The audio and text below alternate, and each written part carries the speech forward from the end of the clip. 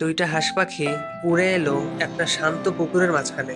পুকুরের টগরের পাতার উপর তারা পরিশ্রম করে বানালো তাদের স্বপ্নের বাসা।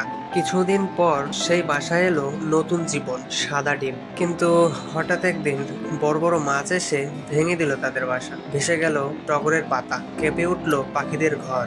আতঙ্কে তারা ডানা মেলে চেষ্টা করলো ডিমগুলোকে রক্ষা করতে। প্রতিটি ডিমকে বুকে জড়িয়ে ধরতে চাইলো, কিন্তু ঢেউ আর মাছের আঘাতে শেষ পর্যন্ত কিছুই রক্ষা করতে পারলো না।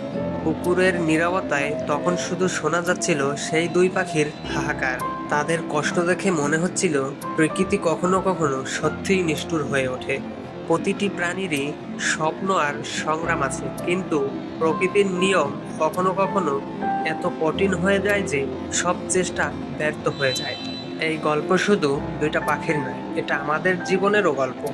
অনেক সময় আমরা স্বপ্ন করি, পরিশ্রম করি, কিন্তু সবকিছু ভেঙে যায় এক ঝটকায়। তবুও হাল ছেড়ে দেওয়া যায় না।